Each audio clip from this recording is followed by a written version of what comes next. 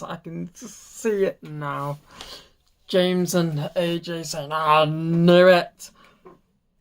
Yes, you kind of both twisted my hand. Or my arm, should I say. And, yes, I ended up getting the Retro's NWO figures. And if you didn't figure out the code in my short, oh my god, how did you not do it? Saying that, there's probably a lot of people that wouldn't have got it anyway, but never mind. Yes, today it is a day of retros. If I can get in this box. I did not see the cello tape. Yeah, you have to ignore me. I'm a fruit nut.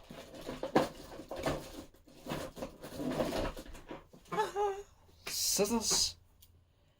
Yes, I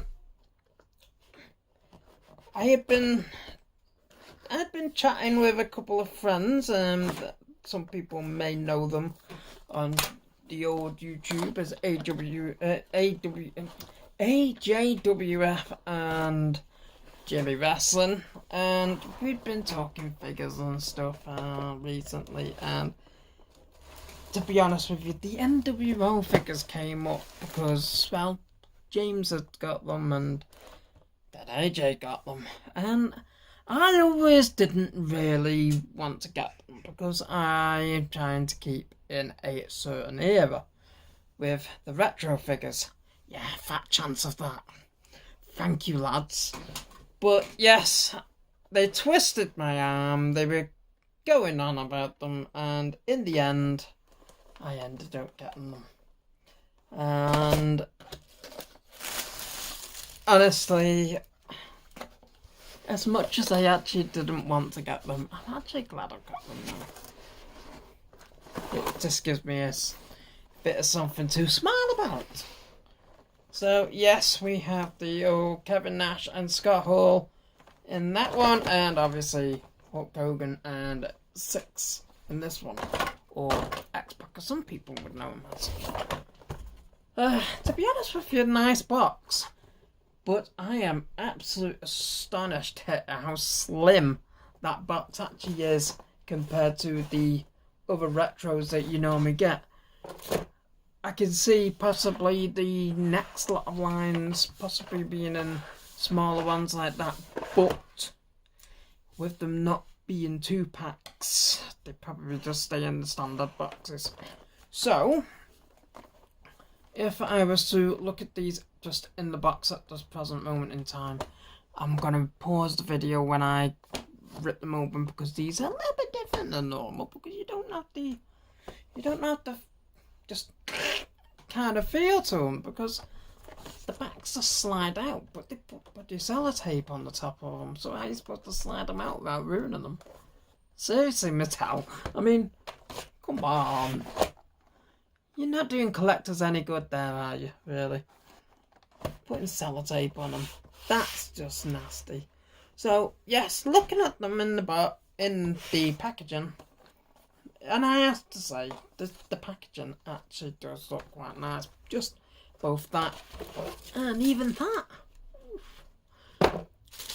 Doesn't mean I'm going to keep them though. Yeah. Couldn't have done that again if I wanted to. So yes, let's have a look. In fact, I will pause the video. I'll be back in a sec. And I'm back. Yes, I've managed to get them out of their packaging now. And I must say, I was just looking at the back of the Hogan and Syx packaging, and it actually shows you about, obviously, tells you how the Hogan works and everything. How the leg sort of stays back, and then boop, boop, boop. Yeah. However, what I did notice, I mean, it makes sense, don't get me wrong, but even though that kicks up like that. Unlike the other ones that have been like this, that leg actually goes up properly as well. So you get the proper leg drop effect. Quite like that. Quite like that.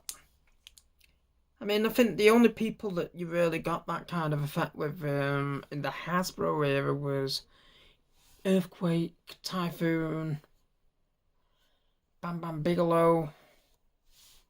I can't remember. It was mainly biggish guys that both legs came forward. There could be somebody else that went forward, but they're the only three I can remember at the moment. So, but yes, you've got Hogan doing the leg drop, and obviously you've got Syx is a jumper. Now, no offense, yes, he was probably one of the more athletical ones of the four, but he shouldn't have had a jumper on. I've never really been a fan of the jumper figures. However, it does bring back some of the Hasbro memories, so it's not too bad in that respect. I like the fact that the feet are like more of a rubber feel rather than plastic like the old ones used to be. When I say the old ones, I mean Hasbro's. Because all the jumpers of the Mattel ones have all had the rubbery feel boots. Then we've got Scott Hall, whose arms go up like that and smash down like that. However,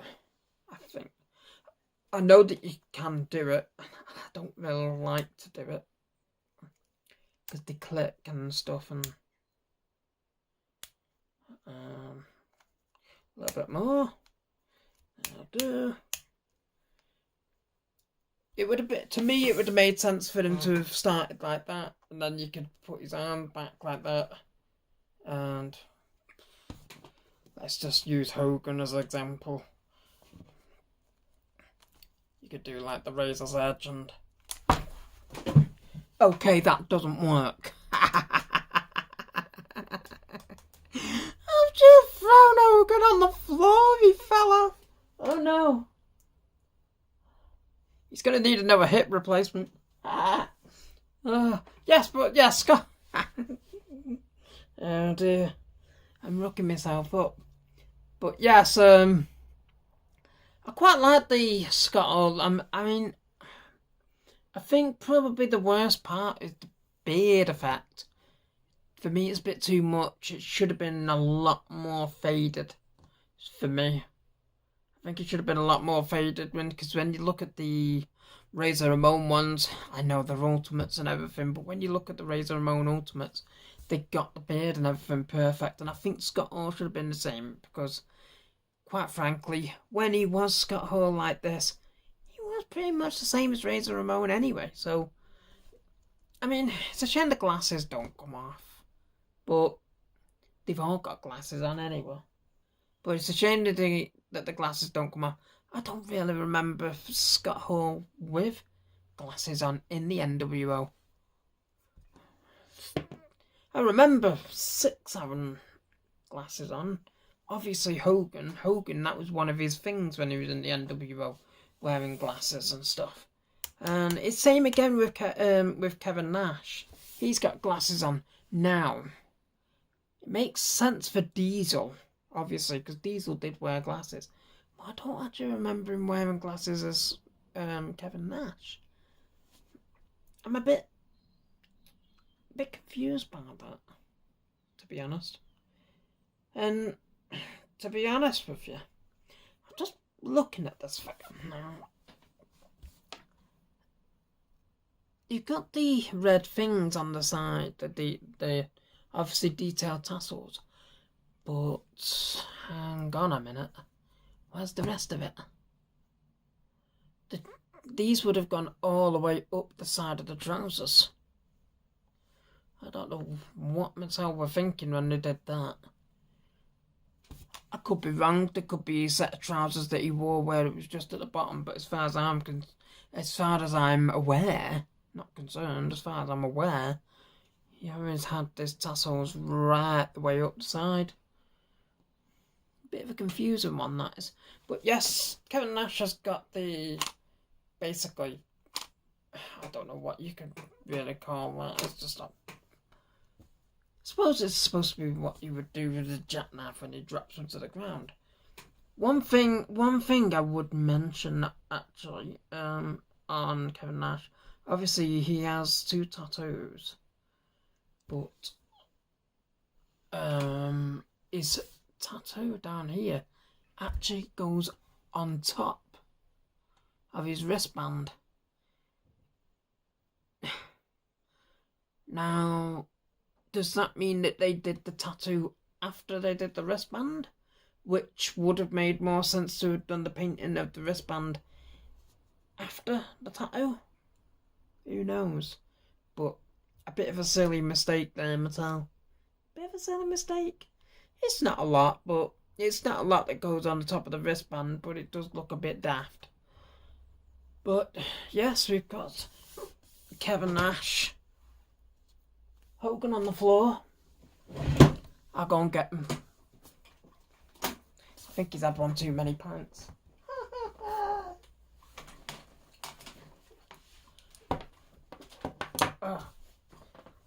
One bit of detail on Hogan that I'm glad that they kept in. Obviously, it was a bit of a trademark with Hogan. Is the rips on the bottom, on the back of his top. They had that on the Hasbro Hulk Hogan's, and well, it's nice to actually see them appear on the NWO Hollywood Hogan figures. Now I have to say, I quite like the design on the side. Obviously there was, if I can move his arms, there would have probably been a little bit more than just the lightning on the side of Hogan's trousers, but I can appreciate that they're probably limited to space on the Hasbros.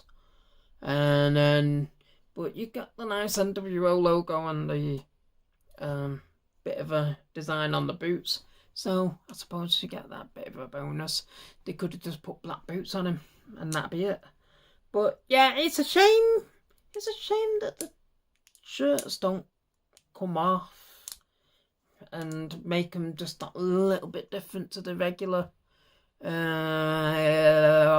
retros, because obviously regular retros you can just get through Mattel Creations. These ones you have to get off Ringside Collectibles.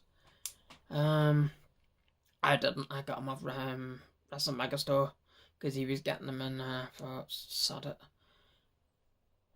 AJ and James's fault. Yeah.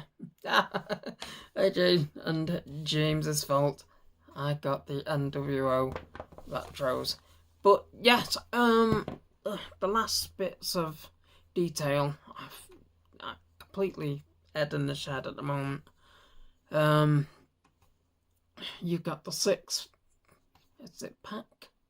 Yeah, X-pac written on the sides of both of his legs. Then on the back you've got the number 6 ball from a snooker game, pool game, whatever.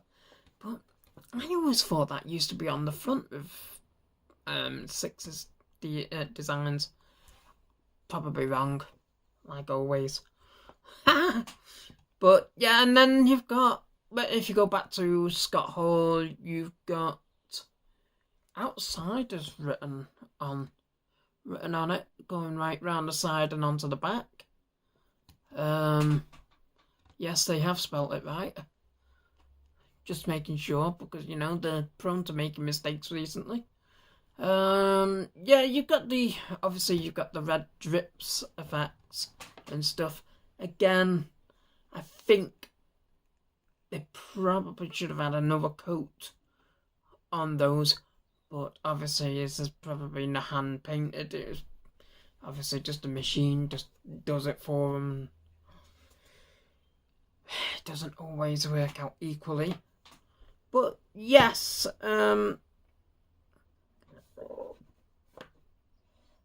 as I say, it is James and AJ's fault that I ended up spending my money on the NWO Retro 4-pack.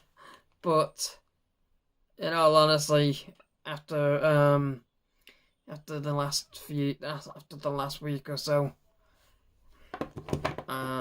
they've been quite a support. So I'm not going to go into detail with that, but let's just say it's not nice.